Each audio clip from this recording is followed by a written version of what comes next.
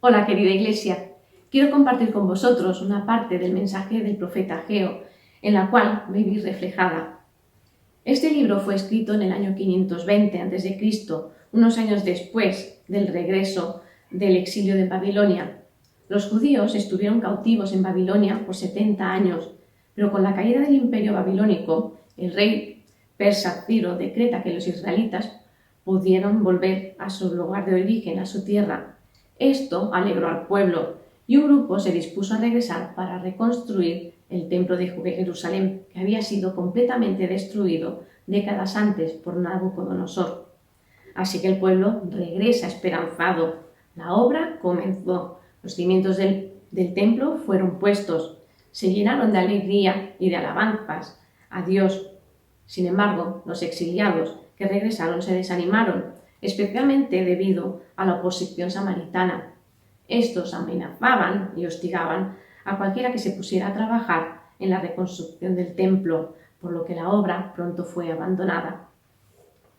Permaneció así durante 14 años. Así que aquí es cuando entran en escena los profetas Ageo y Zacarías. Dios los usó para hacer que el pueblo volviera a concentrarse en la obra de Dios, y esta al final la completaron en 5 años. El primer problema que aborda Ageo es el desinterés. Estuvieron 14 años parados. Pensad qué habéis hecho en los últimos 14 años. ¿Cuántas cosas habéis podido hacer? Ha dado para mucho, ¿no? ¿Y los judíos? ¿Qué habían estado haciendo durante todo este tiempo? Leemos en Ageo que estaban construyendo sus propias casas. En el versículo 4 del capítulo 1 dice: ¿De veras pensáis que es tiempo de vivir en vuestras casas artesonadas mientras el templo está en ruinas? La frase casas artesonadas hace referencia a los lujos de las casas reales o en el templo, que contenían muchos adornos. El pueblo de Israel había hecho adornos ostentosos en sus casas, olvidándose de la construcción del templo. Se habían concentrado en sus propios intereses, cuidando sus propias casas, sin tener en cuenta el estado de la casa del Señor, que estaba en ruinas. Si soy sincera, puedo entender al pueblo de Israel. Nosotros, como ellos, estamos teniendo una oposición. En nuestro caso, es un virus que nos ha impedido hacer parte de nuestra vida normal. Se han tenido que cerrar negocios. Nos hemos tenido que confinar por seguridad. Algunos han tenido que hacer cuarentena. Incluso hemos tenido que cerrar la iglesia. Desde el confinamiento en marzo del año pasado, algunos hemos aprovechado a arreglar un poco nuestras casas. Empezamos pues primero arreglando los armarios, ordenándolos. Pero algunos nos hemos animado un poco más y hemos acabado pues haciendo un poco de bricolaje, o pintando la casa, cambiando los muebles o decorando. Fue algo tan generalizado que si salías a la calle te encontrabas los containers llenos de muebles u objetos de la casa que la gente quería cambiar. Reconozco que es muy fácil concentrarte en tus propios proyectos, en tus propias obras de construcción, y estas absorben mucho tiempo. Pero son las circunstancias, ¿no? ¿Qué podemos hacer? Pues apenas podemos salir, y es que no podemos ni ir a la iglesia. Lo fácil es centrarnos en nosotros mismos, ¿no? Es lo que hizo el pueblo de Israel. Si leemos el versículo 2, vemos que ellos se excusaban por no terminar la casa de Dios diciendo: aún no ha llegado el momento adecuado para construir el templo del Señor. Al decir ahora no es el momento, tal vez estaban esperando que Dios primero eliminara la amenaza de los samaritanos antes de estar dispuestos a trabajar. ¿No son familiares estas palabras? Todavía no es el momento adecuado. Es que ahora las cosas están complicadas. ¿Estamos nosotros también esperando que Dios elimine la amenaza para ponernos manos a la obra? Si esperamos que lleguen días sin complicaciones, nunca vamos a hacer nada. El pueblo de Israel esperó 14 años hasta que Dios al final les llama la atención. Ahora mismo poca cosa se puede hacer. Hay que confinarse socialmente, pero también espiritualmente. También debemos confinarnos, separarnos o aislarnos del Señor. Claro que no. Dios habló al pueblo para despertarlos de su apatía, del desinterés que tenían por sus asuntos. En el versículo 5 dice: reflexionad sobre vuestra situación. Y dijo esto no solo una vez, sino 2 veces. En hebreo dice literalmente: meditad en vuestro corazón. Piensa con seriedad sobre lo que te motiva a actuar o no. Examina tu vida, les está diciendo. ¿Es el miedo? ¿Es la preocupación por tu seguridad? ¿O es porque te has centrado en tus propios asuntos y has descuidado la obra de Dios? Está bien que nos ocupemos de nuestras propias vidas, de nuestras casas, que miremos de satisfacer nuestras necesidades, que vigilemos por el bien de nuestra salud y de la de nuestra familia, pero nunca nada de esto debe estar por encima de Dios. Pablo en 1 Corintios 3:9 dice: somos colaboradores de Dios, tú eres edificio de Dios. Dios involucra a su pueblo en la realización de su plan, su obra aquí en la tierra.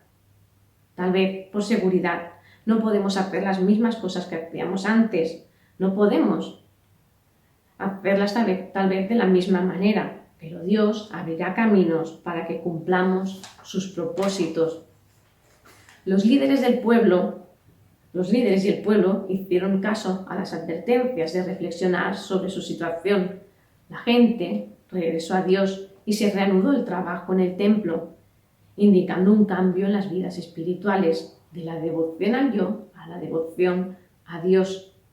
Después de que el pueblo ordenara sus prioridades y de haber reanudado la obra, Ageo continuó con su segundo mensaje. Segundo problema que tenía el pueblo era el desaliento. En el capítulo 2, versículo 3, leemos: ¿quién queda entre vosotros que haya conocido este templo en su esplendor inicial? ¿Cómo lo veis ahora? ¿No os salta a la vista su insignificancia? La gente mayor de 70 años podía recordar el templo de Salomón, que había sido construido antes. Ahora llevaban un mes trabajando en la reconstrucción y ha quedado claro para ellos que este templo es muy inferior al de Salomón. Al comparar los 2 templos, se desanimaron ellos y desanimaron a los más jóvenes. Sin embargo, no debían compararlos. La gloria no estaba en los materiales que utilizaban, ni dependía de su belleza o del tamaño, sino de la presencia de Dios.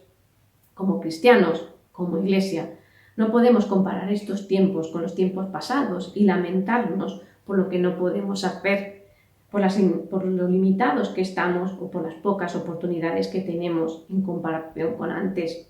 En la obra de la iglesia debemos inspirarnos en el pasado, pero no debemos sentirnos abrumados y desanimados al compararlo con el presente.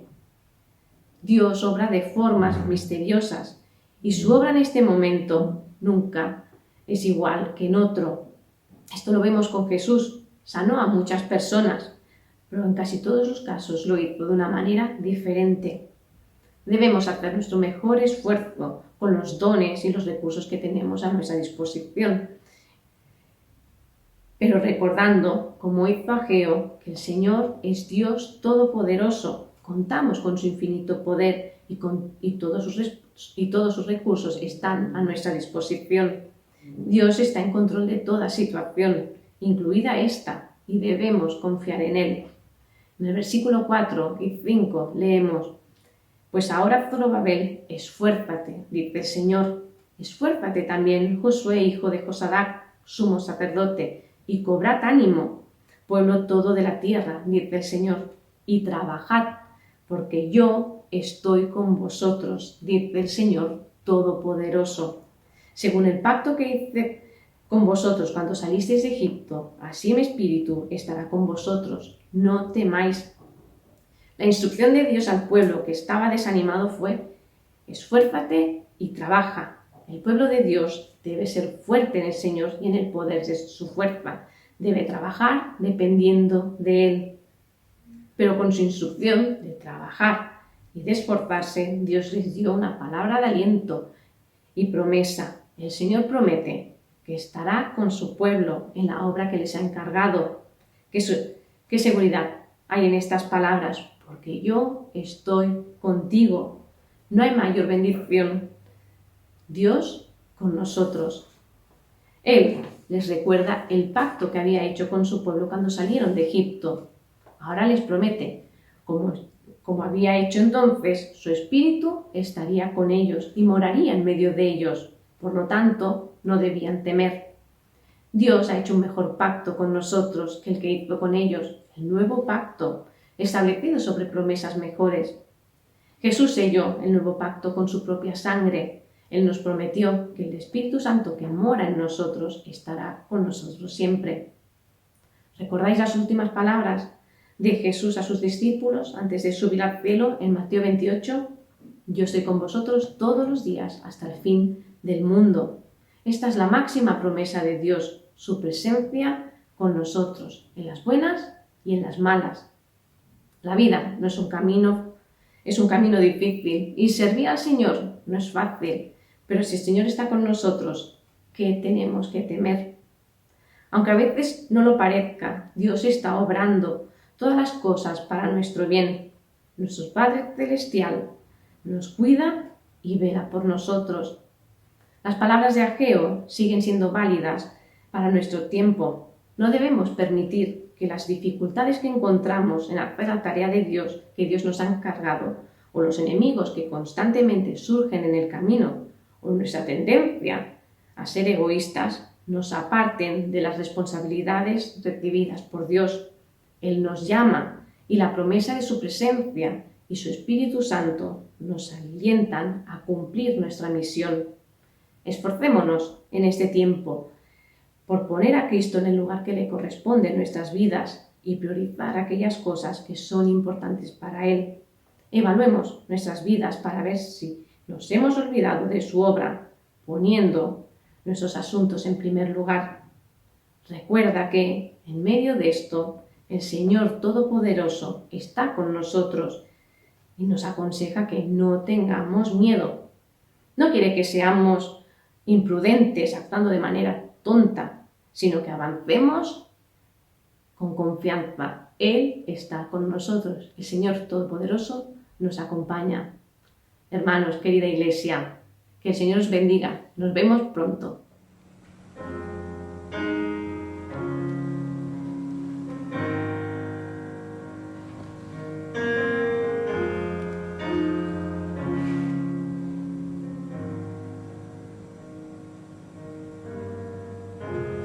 Nuestros